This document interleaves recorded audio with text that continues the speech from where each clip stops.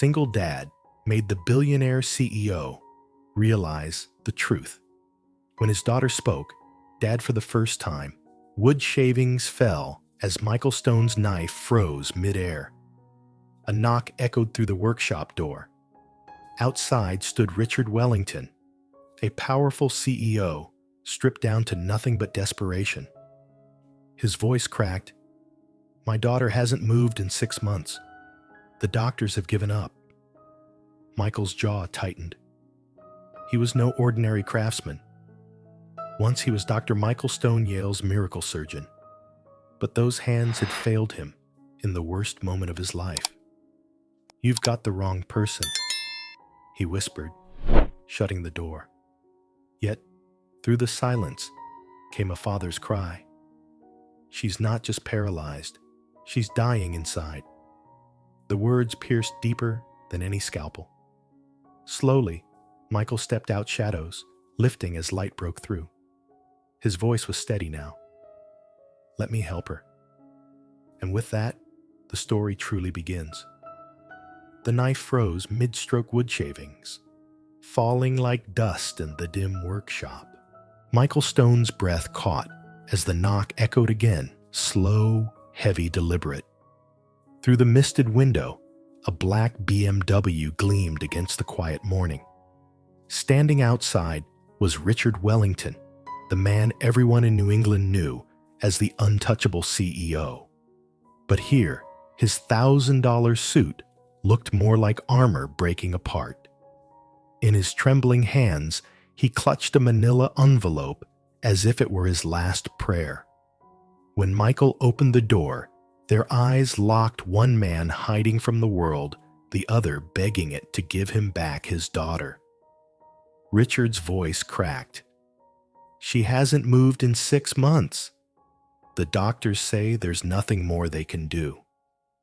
Michael tried to close the door to bury his past beneath sawdust and silence.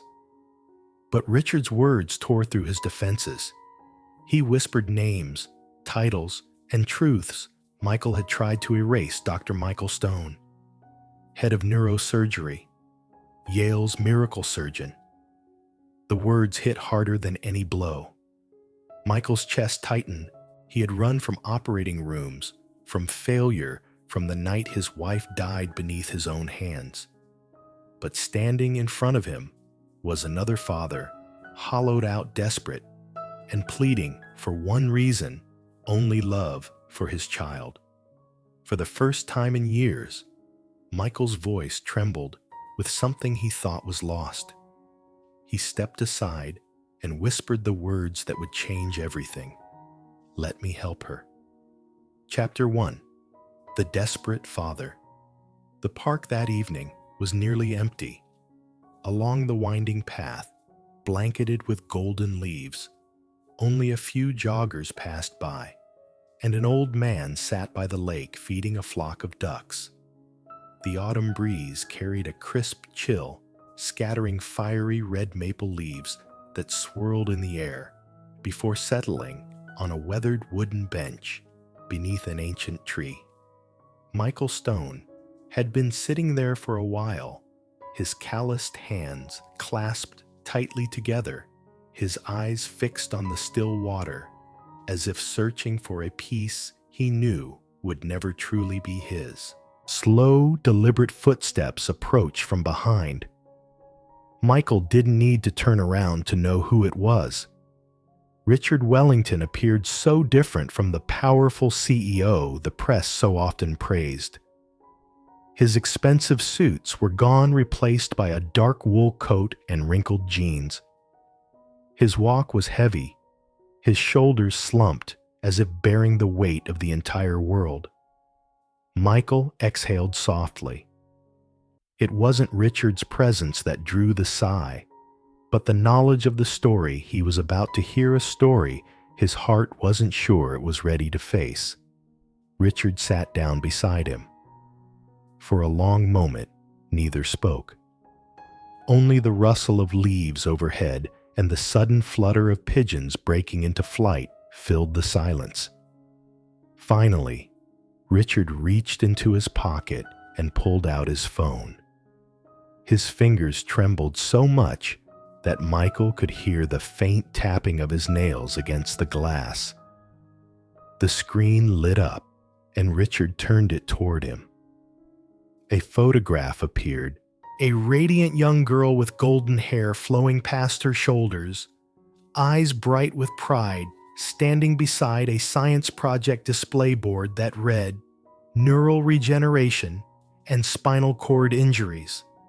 A gold medal gleamed around her neck, along with a certificate of victory. Richard's voice broke as he spoke. "This is Sarah, my daughter, just 6 months ago. She had just won first place at the state science fair. She always said, every problem has a solution if you're patient enough to find it. Her dream was Harvard. She wanted to become a doctor, to change the world." Michael stared at the smile in the photo, a smile brimming with life, innocence, and confidence. The smile of 16 untouched by tragedy. A sharp ache gripped his chest, and his hands clenched without him realizing. He had seen smiles like that vanish forever on the operating table, including the smile of Elena, his wife. Richard swallowed hard, then swiped to the next picture. Sarah now lay in a hospital bed, her face pale as wax, her eyes closed. Tubes, machines, and monitors surrounded her, beeping with cold indifference. Richard inhaled deeply, as though every word he was about to speak sliced open his heart.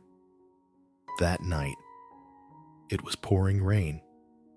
A drunk driver ran a red light. Sarah's car was hit flip 4 times and crashed into an oak tree.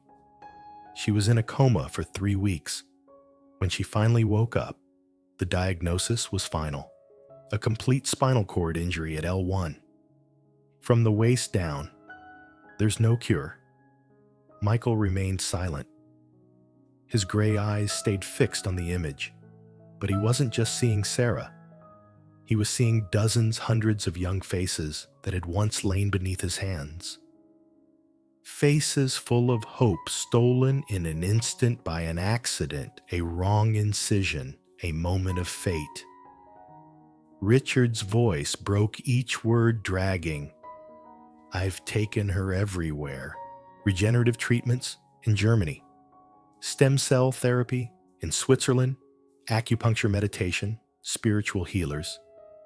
Over $3 million gone, and nothing. The doctors told me to prepare myself." He paused, then lifted his gaze to Michael. In his bloodshot eyes burned something raw and desperate, the torment of a father watching his child slowly slip away. "It's not just the paralysis, Michael.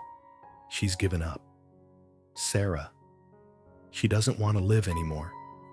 She won't talk, won't eat, won't even look out the window. I sit by her bed every night, and it feels like I'm keeping vigil over a body that's already gone. I'm terrified that soon I'll lose her soul too."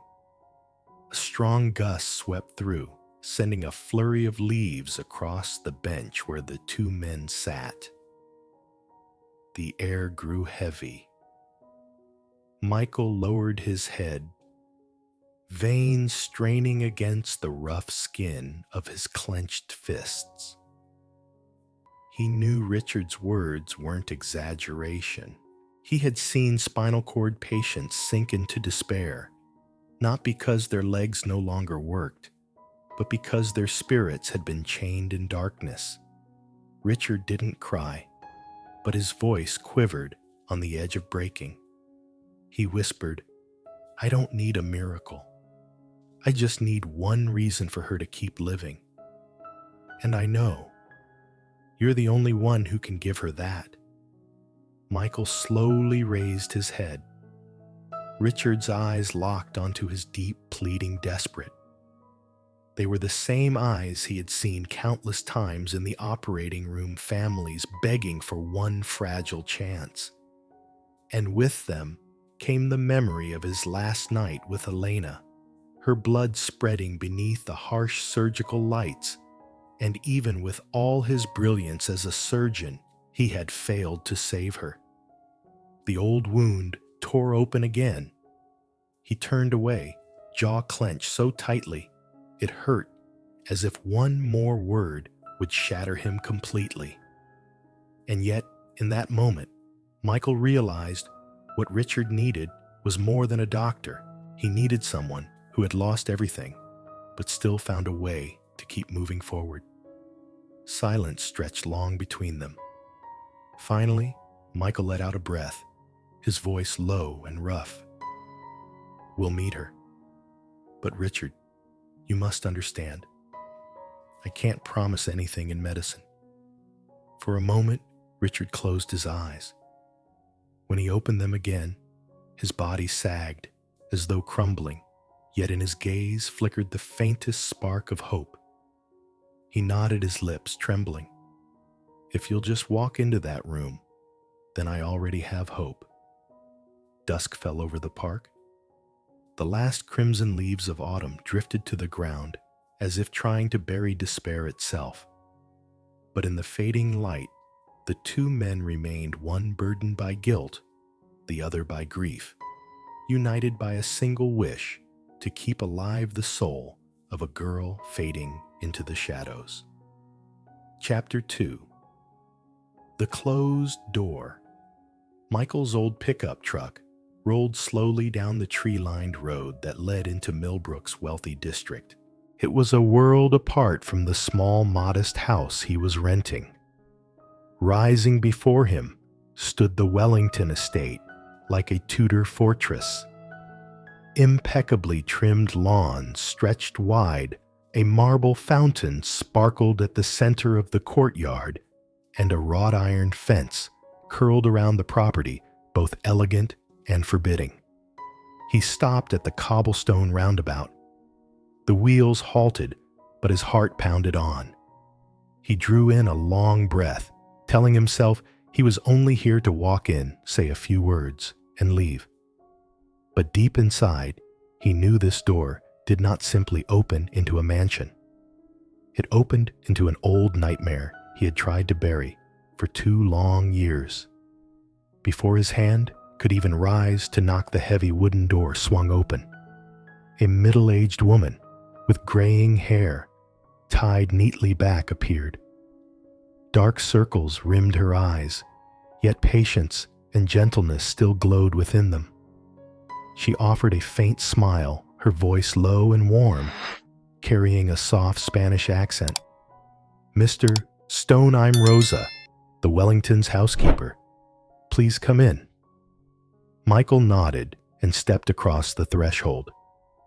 Instantly, the atmosphere shifted. Golden light poured from a chandelier onto the cold marble floor, reflecting the sheen of expensive paintings along the hallway. Everything was immaculate, almost too perfect, yet lifeless.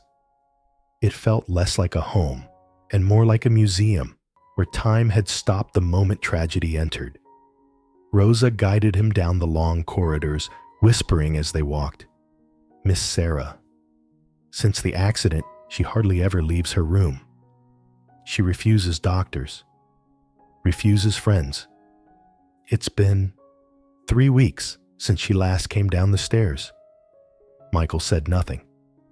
His own footsteps echoed against the wide spiral staircase as he climbed each step, carrying him closer to the room where a soul had chosen to lock itself away. He remembered Richard's bloodshot eyes in the park, pleading, "She hasn't just lost her legs. She's given up." At last, Rosa stopped before a pristine white door at the end of the second-floor hall. She turned to him, her expression weighted with worry. "She knows you're coming. But please be patient. Sarah isn't angry at the world. She's angry at herself. For surviving." Michael nodded his hand, tightening around the leather strap of his worn medical bag. Never before had a single door made him this uneasy. From inside came the faint sound of a piano, gentle, sorrowful, each note carrying the weight of tears. He inhaled deeply, lifted his hand, and knocked 3 times. The music stopped. Silence. No reply. Slowly, he turned the knob. The door creaked open, revealing a room balanced between girlhood and hospital ward. Posters of bands, half-finished sketches, and scattered drawings clung to the walls. Yet alongside them stood medical equipment bottles of medication and a wheelchair gleaming near the wide window.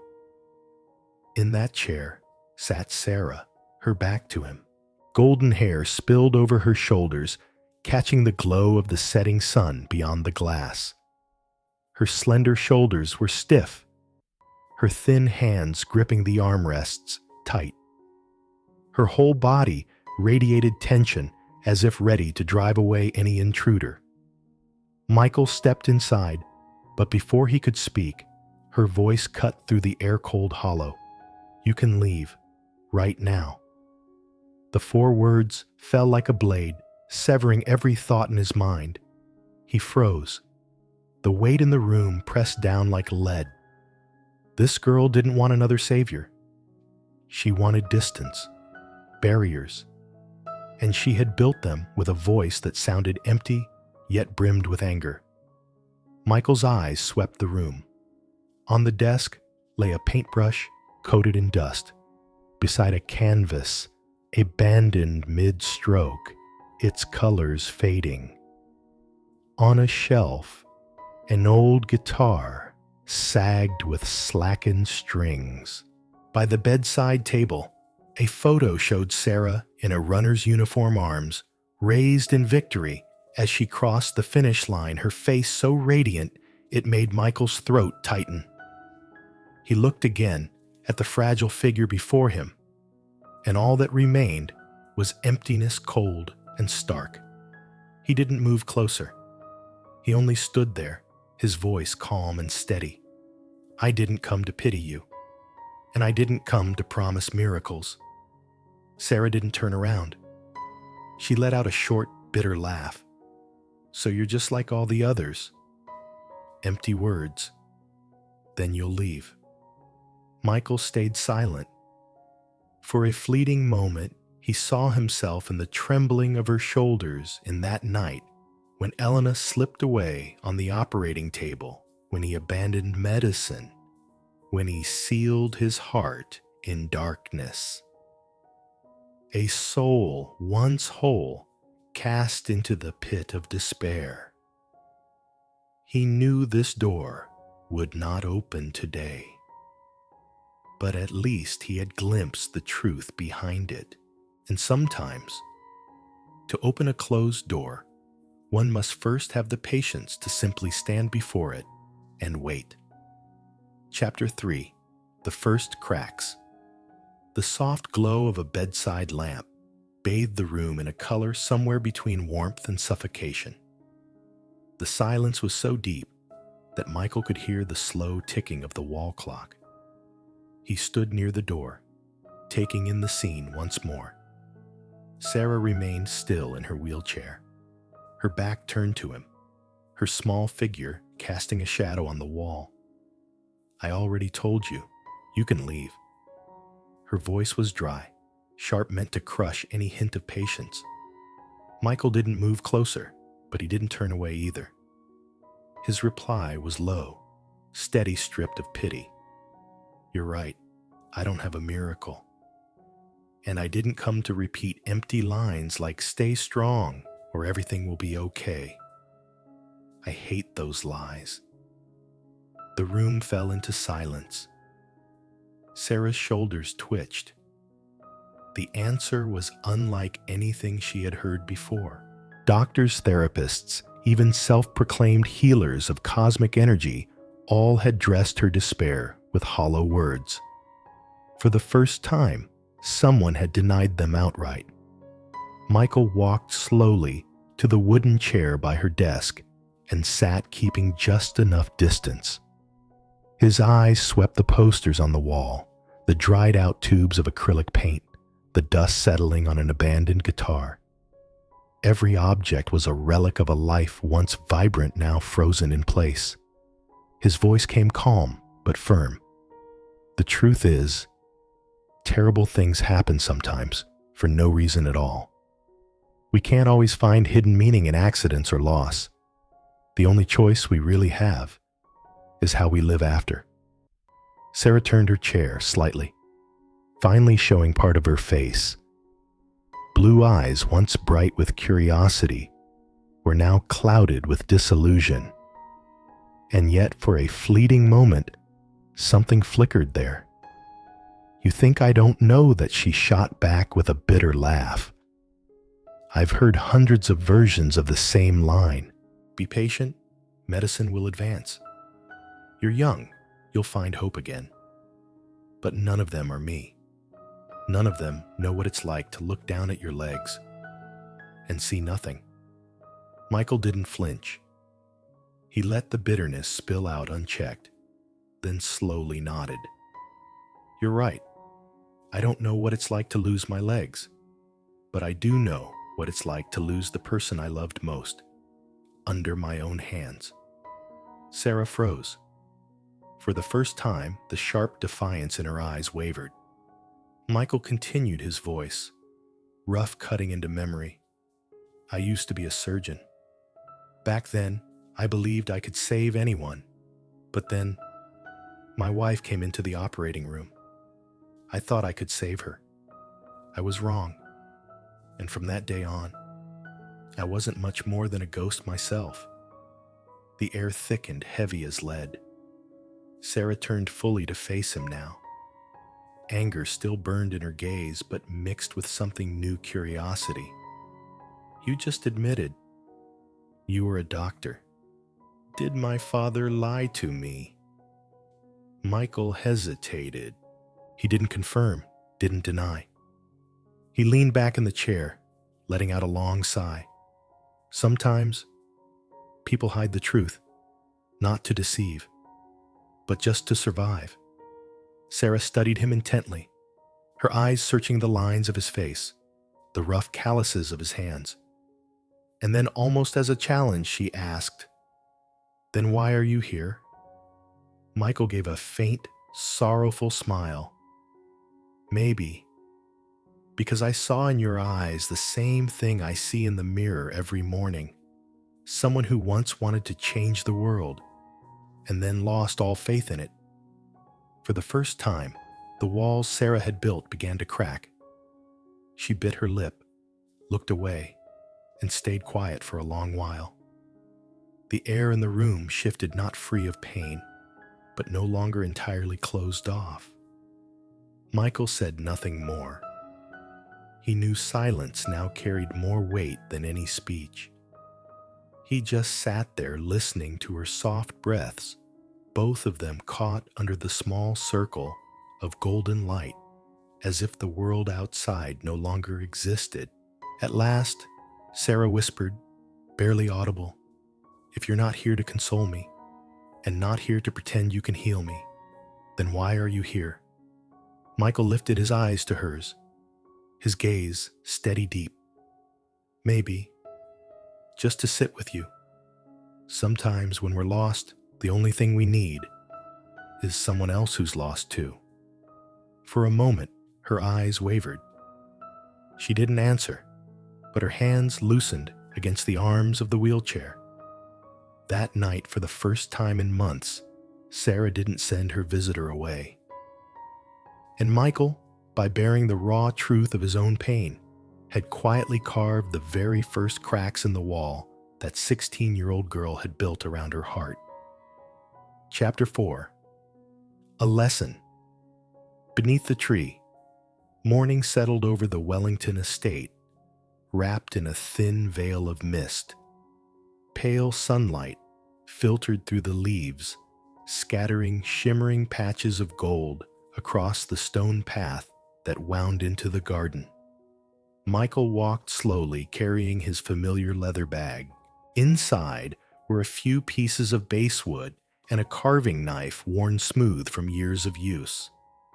Sarah sat in her wheelchair as Rosa pushed her outside. Her face still carried the guarded look she wore like armor, but in her eyes flickered the faintest trace of curiosity. The sky was clear, birdsong drifted from the hedges, and the air felt different here, nothing like the suffocating room she had locked herself in for weeks. Michael chose an old oak, its broad canopy spilling shade across a wooden bench near a small pond.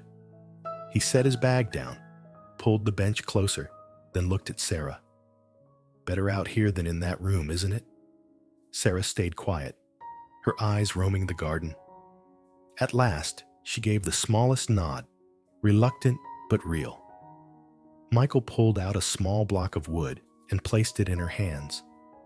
"First, just feel it." Sarah frowned, turning the piece of wood in her trembling fingers. She muttered, "It's just a scrap of wood." "No." Michael shook his head. "It was once part of a tree. It felt the rain grew in the sun. Its grain is its story. If you listen, it will tell you what it wants to become." Her eyes narrowed with skepticism, yet her fingers traced the lines in the wood. For the first time in a long while, her attention had strayed from pain. Michael handed her the knife. "This belonged to my grandfather. He once told me the knife is only a tool. What matters is the hand and the heart that guides it." Sarah gripped the handle, her hands trembling more than ever. The tremor deepened her scowl, pressing her lips tight. "I told you, my hands aren't steady. This is stupid." Michael laid his hand lightly over hers, his voice steady and low. "Art doesn't ask for perfection. It's the flaws, the scratches, the mistakes that make it beautiful." Hesitant, Sarah lowered the blade to the wood. The cut was clumsy, uneven, leaving behind a rough scar.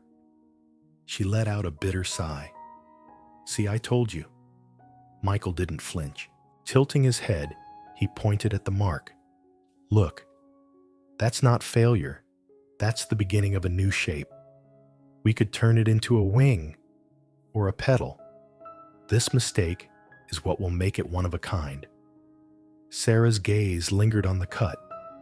Slowly, her eyes shifted from seeing only flaws to sensing possibility. She pressed the blade again. Another cut, then another.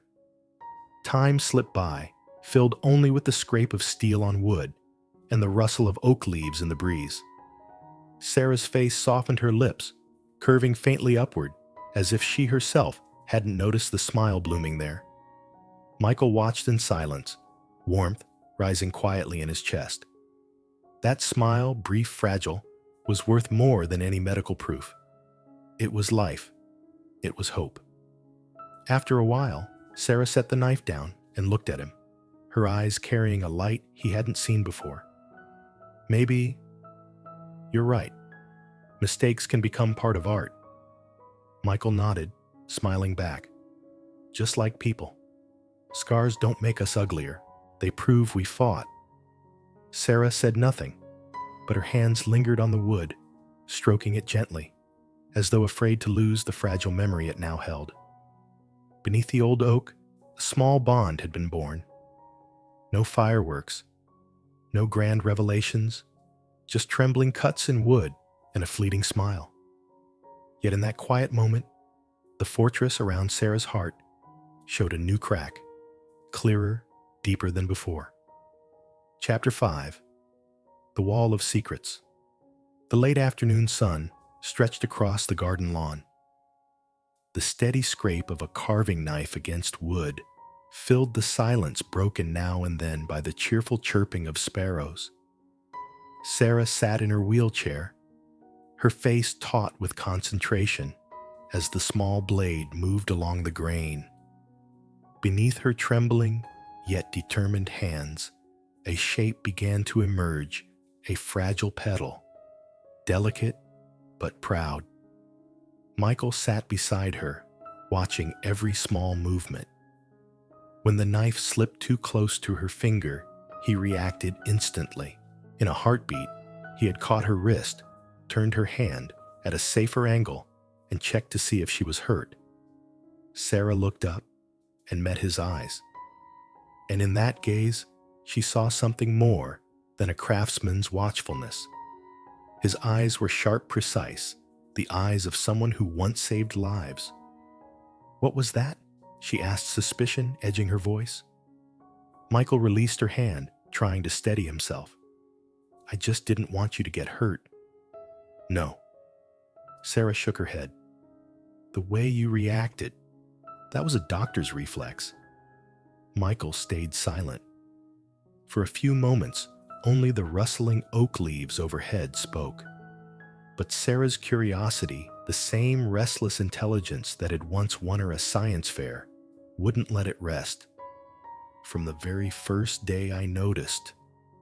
The way you watched me hold the knife, the way you checked my posture, it was clinical. You asked about numbness in my hands, about physical therapy. That's not what a wood carver does." Michael kept his eyes on the block of wood in his palm, refusing her gaze. Sarah leaned forward, her blue eyes sharp, piercing straight into the secret wall he had built. Slowly, clearly, she asked, "What kind of doctor were you?" The air froze. Michael felt the weight of his past pressing hard against his shoulders. He swallowed his throat tight, his hand gripping the carving knife until his knuckles turned white. He knew if he stayed silent, Sarah would never trust him again. But if he told the truth, the door he had locked for 2 long years would fly open, unleashing every ghost and every guilt he had tried to bury. At last, Michael set the knife down. His voice was rough, worn by 1,000 sleepless nights. "I was a neurosurgeon." Sarah's eyes widened, her breath quickening. "Neurosurgeon? You mean?" "I treated spinal injuries, brain trauma." He gave a faint nod, eyes clouded with distance. "I researched neural regeneration before I disappeared." A bitter laugh escaped Sarah, sharp as glass. "So, that's what this is. Another experiment. You didn't teach me carving for art. You were testing your theories, weren't you? I'm just your lab rat." "No." Michael shot to his feet, his voice hard, almost desperate. "I taught you because I believed you needed something to hold on to. I'm not looking for a patient. I'm looking for a person. Like me, someone who's lost their way." But Sarah's eyes darkened, her voice, trembling yet resolute. "You hid the truth from me. You're no different from the others, promises, secrets, using me as a tool for your own ends." Michael stood in silence, his hands hanging helpless at his sides. For the first time, the distance between them felt unbridgeable. That evening, the sun slipped behind the trees. Sarah turned away silent, her wheelchair rolling over the stones with a cold scrape, and Michael remained a defeated figure in the fading light, knowing the secret wall he had tried to keep hidden had collapsed, taking with it the fragile trust Sarah had just begun to give.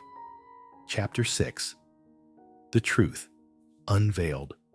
The sky hung heavy and gray, as if the clouds were pressing down to swallow the world whole.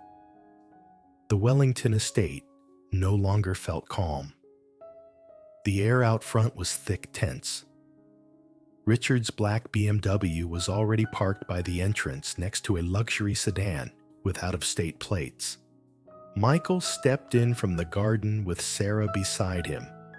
His heart was still weighed down from the suspicion-laden conversation that afternoon, and before he could find the right words to explain the sight before him, stopped him cold. On the stone steps stood a tall man with neatly combed silver hair, his gray overcoat draped across broad shoulders. He was speaking with Richard. Michael recognized that face instantly. Dr. James Morrison, one of the most renowned names in neurology. His eyes were sharp, glinting with cold arrogance. Michael. Morrison's voice cut through the air, steady, yet slicing like a blade. You look surprisingly well. For someone rumored to have lost his mind and gone into hiding. Michael's grip tightened on the strap of his leather bag, his pulse hammering. Morrison's presence here could only mean trouble. Richard shifted uncomfortably, his gaze faltering. Clearly, he had reached out to Morrison despite promising discretion. Sarah wheeled forward, suspicion and unease in her eyes. Morrison turned to her, and a flicker of clinical interest lit his gaze. And this must be Sarah Wellington. I've heard quite a bit about your progress. From his briefcase, Morrison produced a tablet, tapped a few times, then held the screen out toward them. MRI scans appeared, bright streaks of color across the motor cortex. He pointed with clinical precision. This is your brain, Sarah.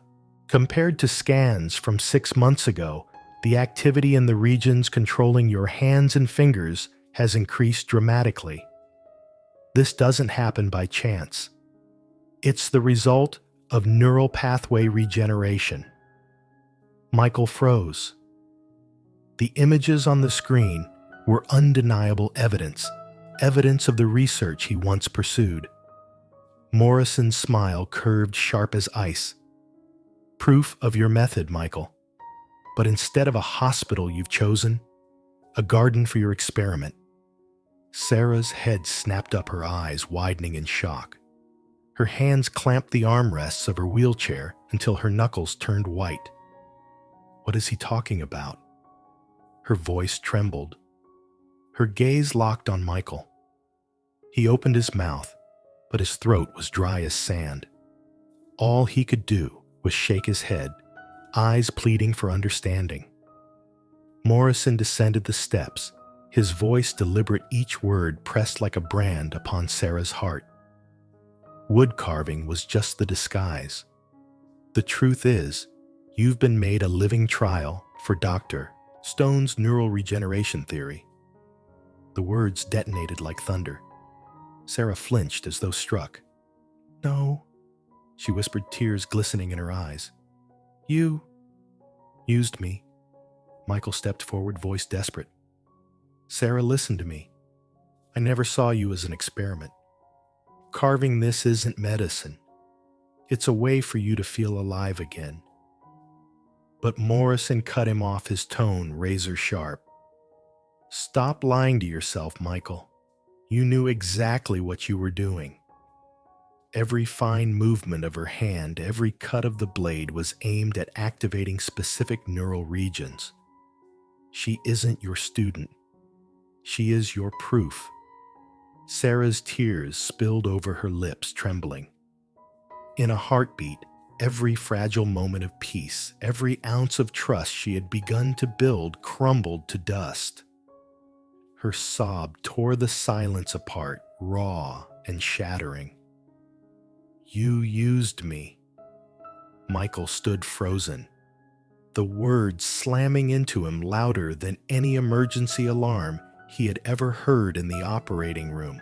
He reached out a hand toward her, but she spun her chair back, retreating, her eyes blazing with betrayal. Richard rushed forward, trying to intervene, though guilt etched deep lines into his face. Morrison stood aside, smiling with cold satisfaction, like a man who had just torn away a mask to reveal the harshest truth. The sky darkened further. Wind swept through, scattering dead leaves across the stone courtyard. And in the midst of the storm, Michael felt it with crushing clarity. He had just lost the most precious thing of all Sarah's fragile trust. Chapter 7. Face to face in the conference room. The conference room at Hartford Hospital was cold and sharp, like the edge of a steel blade. Pale fluorescent light spilled over the long, polished oak table, stripping the space of warmth, leaving no room for secrets. Bottled water, and patient files sat untouched, aligned with precision. The air was heavy, suffocating, so dense that even the ticking of the wall clock felt like a knife slicing through skin. Sarah sat at the head of the table, small in her wheelchair, yet her eyes were sharp, steady, carrying a calm that felt almost unnatural. She was no longer the withdrawn girl of weeks past, but a 16-year-old who had learned to stare down the truth no matter how merciless it was. Beside her sat Dr. Martinez, the lead neurologist present, to witness this confrontation. The door opened. Michael entered his shadow, stretching across the gleaming tile floor. He carried no bag, no carving knife, no wood, only empty hands and eyes deep with fatigue. He lowered himself into the chair across from her, the distance between them feeling like a chasm. Sarah spoke first. Her voice was calm, but each word cut with precision. "I want the truth. All of it. No evasions. No half measures." Michael swallowed hard, his fingers interlacing on the table. He drew in a deep breath before he began, his voice slow but unwavering. "I was a neurosurgeon, head of department at Yale. I researched a theory of neural pathway regeneration, that fine motor exercises could force the brain to create new connections, rerouting around damaged areas. I wrote papers, won awards. I believed I could change the world." He stopped, his eyes fixed on the wood grain of the table, as if afraid to look up. His voice grew hoarse. "But then, my wife died on the operating table, under my own hands. From that day on, I lost everything. I left medicine, I left it all behind, and I hid here." Silence pressed down heavy. Sarah never looked away from him, her eyes a storm of anger, hurt, and a fierce desire for honesty. "And then you met me," she said, her tone lower now. "My father brought you in thinking you could do what no one else could. So you decided to make me the proof of your unfinished work." Michael lifted his head, meeting her gaze. This time, he did not look away. "At first, yes. I thought of the theory. I wondered if carving wood could awaken the nerves long silenced in your hands. But," his voice faltered, trembling as he pressed on, "but over time, it stopped being medicine. Sarah, I didn't see you as a patient. I saw you as a person, a girl who had lost everything, and yet still carried light. I wasn't here to treat you. I was here to live beside you." Sarah's lips pressed tight, her hands trembling on the armrests. Tears welled, but did not fall, her gaze still steady, unflinching. "Do you know what it feels like? Realizing it might all be just a disguised experiment. To feel used, betrayed. I trusted you. I believed for once that someone came not for my case file, but for me." Michael's throat tightened. His head dropped, his words raw, cracked. "I was wrong to hide the truth. I should have told you from the beginning. But Sarah, there is one thing I have never lied about." He looked up, his eyes burning with desperate sincerity. The words broke from him, trembling yet clear. "I'm not your doctor. I'm your friend." The declaration rang through the room like a bell. Sarah sat still, her face trembling. Anger lingered, but deep within her heart shifted. Dr. Martinez, who had remained silent, tilted his head, studying the two of them. He knew this was no mere medical debate. It was a struggle for trust, for something far more human. Sarah drew a deep breath, her eyes red, her voice rough and unsteady. "I don't know if I can trust you again, but if you truly are my friend, then prove it. Not with research, not with credentials. Prove it by seeing me as a person, not as an unfinished surgery." Michael nodded, his hands clenched tight.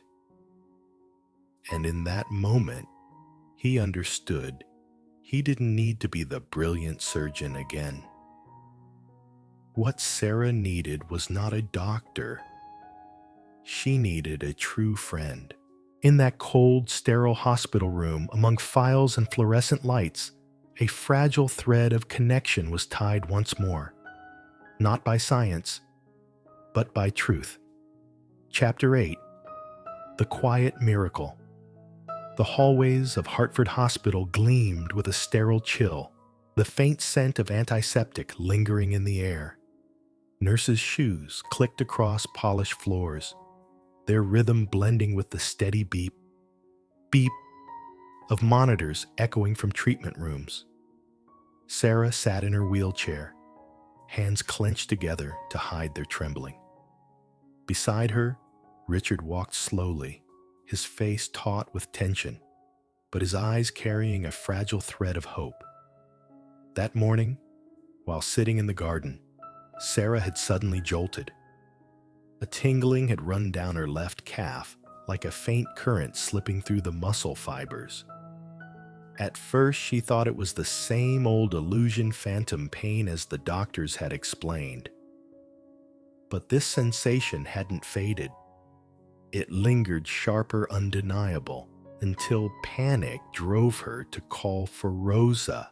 Now, as she sat in the hospital, her heart hammered against her chest. Dr. Martinez approached a thick file in his hands. He bent slightly, offering a reassuring smile. "Sarah, we'll do an MRI right away. If what you described is true, this could be a very important step forward." Michael stood in the far corner, silent. He dared not approach, watching instead with weary, anxious eyes. Since the confrontation in the conference room, a wall still stood between him and Sarah. But right now, none of that mattered. What mattered was the truth that waited inside the MRI chamber. The door opened. The scanning room was bright, clinical. The massive machine sat at its center, a white ring humming with cold promise. Sarah's face paled as she was wheeled forward, but in her eyes burned a quiet resolve. Her small body slid into the machine. The low thrum began voo, voo, like a drumbeat echoing through her chest. In the control room, slices of brain and spinal images bloomed on the monitors, glowing in streaks of green, red, and gold. The doctors leaned in close, their gazes riveted. Time slowed to a crawl. Sarah lay still, eyes fixed on the blank ceiling above. The tingling came again, stronger this time, flooding past her calf and into her foot. She bit her lip, hard tears slipping free. A single question pulsed in her mind. Could this be real? The machine stopped. Sarah was slid back out, sweat beading her forehead. Dr. Martinez and his team exchanged urgent words, flipping through data, their faces lit by the screen. Richard rushed forward, his voice unsteady. "Doctor, what do the results say?" Martinez turned the screen toward them. Bright pathways glimmered like fireflies across the image. He pointed to the area near the spinal injury. "Here, look closely. The damaged section hasn't healed, it's still there. But around it, new neural pathways have formed. They're bridging over the injury, like small bridges spanning a chasm." The room fell silent. Richard pressed his hands to his head, tears flooding his eyes. Michael stood frozen, his heart racing.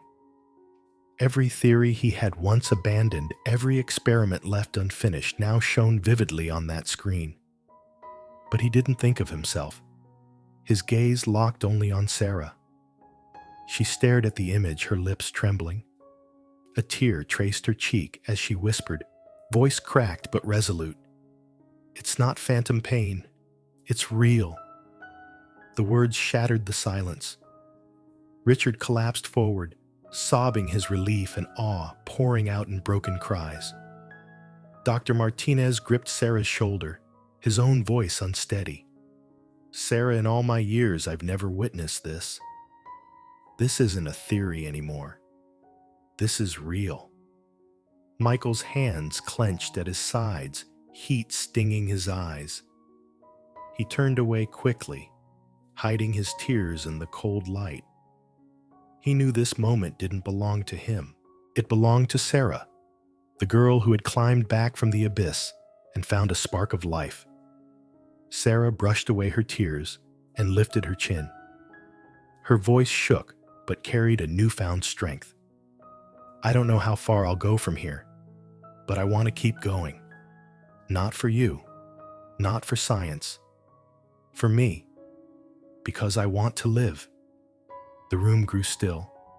Richard leaned down, wrapping his arms around his daughter, his shoulders trembling as he held her close. And for the first time in months, Sarah did not resist.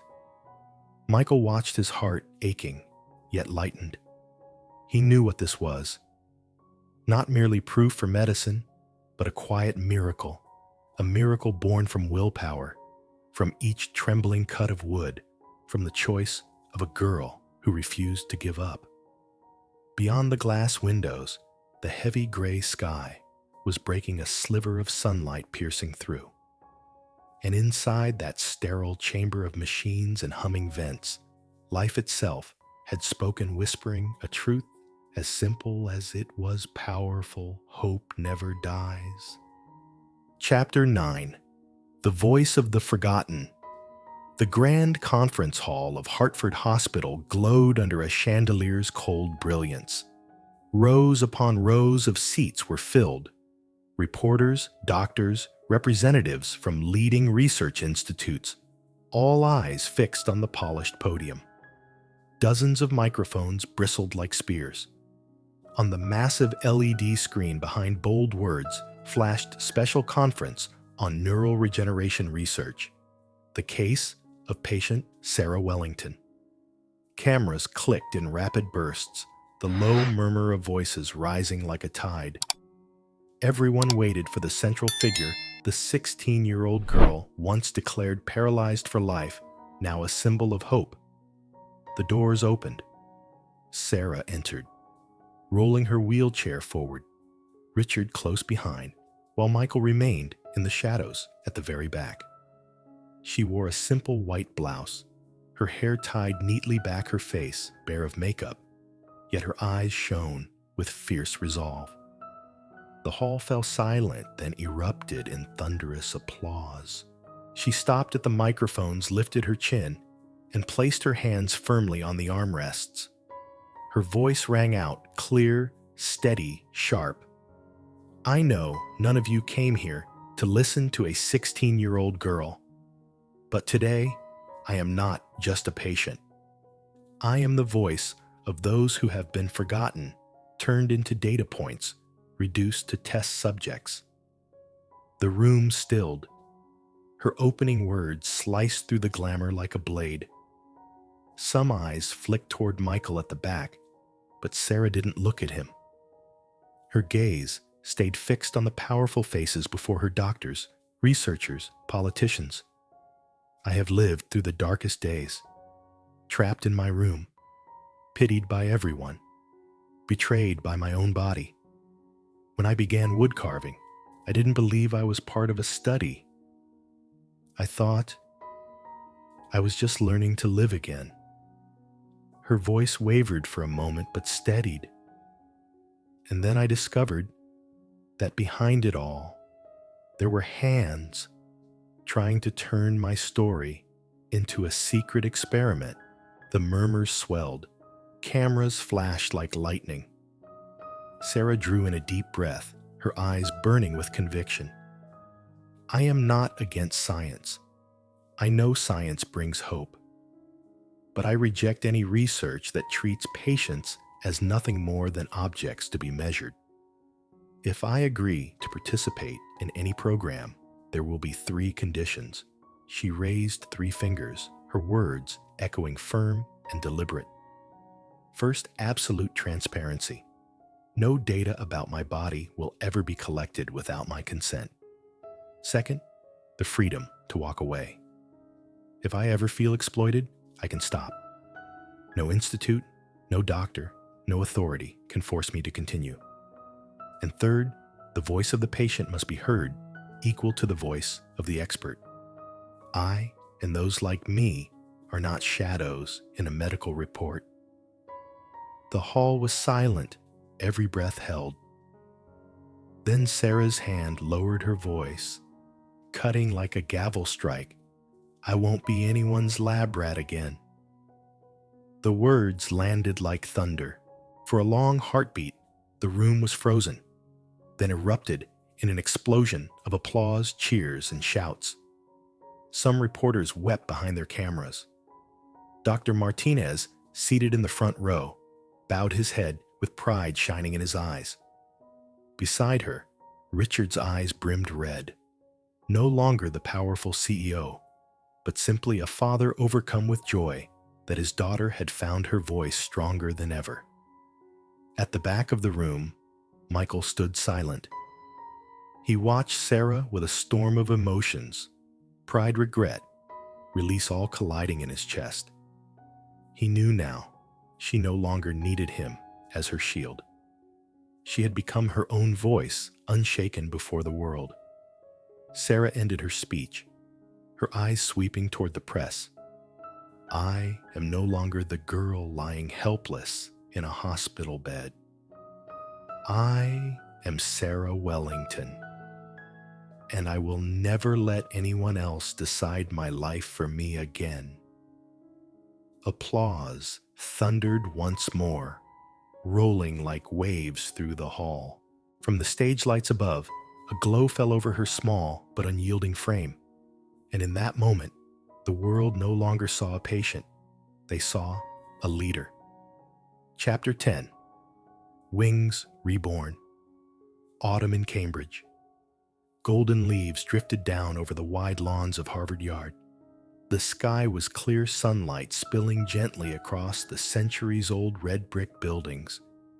The air carried a solemnity, but also the pulse of hope for today's Sanders Theater. The heart of Harvard was waiting for a most unexpected speaker. Inside, hundreds of doctors, professors, and researchers from around the world filled the seats. Hanging above the polished podium was a banner, Ethics and Modern Medicine Forum, the patient's voice in a new era. No one could have imagined the keynote speaker would be a 17-year-old girl in a wheelchair. Yet Sarah Wellington wheeled forward from the wings, her face calm, her eyes alight with quiet fire. The room fell silent. In the darkened balcony, Michael sat in shadow. He had no wish to be seen, but he needed to be here to witness the girl he had once taught to hold a carving knife, now standing tall before the world. Sarah placed her hands on the podium, lifted her chin, and began. Her voice was steady, clear. I am not a doctor. I have no medical degree. I am only a patient. But that gives me something many of you here do not have: the lived experience of being the subject of medicine. A ripple of murmurs swept through the hall. She paused, letting her gaze travel across the faces before her, then continued. After my accident, dozens of doctors examined me. They spoke about me, not to me. They wrote reports, but never asked what I wanted. I became a number in a file, a failed case. No one saw a 16-year-old girl, only patient L1 spinal cord injury. The hall was hushed. A few professors lowered their eyes, their expressions heavy. And then I met someone. He didn't promise a cure. He didn't give me hollow words. He simply placed a piece of wood in my hands and said, "Listen to it." And from that moment, I began to listen to myself. The lights glowed across Sarah's face, her eyes shining. In the balcony, Michael bowed his head, overcome. Sarah drew a deep breath. her words ringing with conviction. I learned a truth. Medicine is not only scalpels, not only MRI machines, not only numbers on a chart. Medicine above all is connection. Healing is something you do with people, not to them. The words echoed, reaching every heart. Young doctors nodded, scribbling notes. Older ones removed their glasses, dabbing at their eyes. I do not deny the value of research. Without it, I wouldn't feel the progress in my body today. But what truly brought me back to life was being treated as a human being, not a case. It was having choice, consent, respect. That is real medicine. Applause erupted, rolling like thunder. Sarah smiled, a tear glimmering at the corner of her eye. Richard, seated in the front row, clenched his fists, his pride too great for words. Michael remained still, but his heart pounded like a drum. He remembered the days in his workshop when Sarah's hands first shook with anger and fear as she carved. Now she burned like a flame, illuminating Harvard's grandest hall. When the applause subsided, Sarah ended with quiet strength. I don't know what the future holds. Whether I walk again or not no longer defines me. What I know is this: if medicine is to move forward, it must listen to the patient's voice. We will no longer be forgotten. We will be part of the journey of healing. Her final words hung in the air. Then the entire hall rose to its feet, applause crashing down, some in tears. Michael's vision blurred as he sat motionless. In the roar of clapping, he thought of Elena, his lost wife, smiling somewhere beyond. And he knew he had been forgiven. Not by the past, but through the present, through Sarah. Outside, autumn leaves fell like golden rain. But within Michael's heart, wings had taken flight. The woodshop glowed in the amber of sunset. Dust motes floated in the beams of light, streaming through old glass panes, the air golden alive. On the floor, little Emma sat playing, her tiny hands piecing scraps of wood into a toy house. Each time she succeeded, she burst into laughter, the sound bright and pure, scattering the last shadows from the room. Beside her, Sarah worked at a half-carved block of wood. She still trembled slightly, but her strokes were steady now. The emerging form was clear, a bird wing stretching outward. Her face, no longer tired or closed, carried a gentle smile, mature beyond 17. Michael sat quietly at his bench, simply watching. He didn't interrupt. He just listened to the sound of laughter, the scrape of blade against wood, the whisper of wind at the window. It was the music of life returned at last. Above him, on the shelf, rested Sarah's very first carving, a wooden bird. Its wings were uneven, scarred with cuts rough in places. Yet its flaws were what made it beautiful, a symbol of the journey the three of them had taken. Sarah lifted her eyes.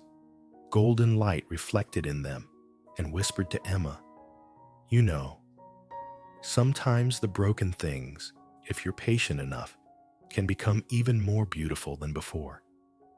Michael closed his eyes, the words washing over him like a benediction. Sometimes broken things can be made more beautiful. It wasn't just Sarah's story. It was his. It was Richard's. It was for everyone who had ever touched despair. The message lingered in the workshop. Healing was never a solitary miracle. It came from transparency, so no one lived in lies. From companionship hands held through the storm. From empowerment when patients ceased to be passive and became authors of their own rebirth. The frame pulled back. Sunset blazed through the window. Sarah and Emma's laughter rang out. Michael leaned back, peace softening his gaze. Above, the carved bird stretched its imperfect wings as if ready to take flight. And before the screen faded to black, words appeared: "Leave a comment and rate this story from 0 to 10. And don't forget to subscribe for more healing CEO stories."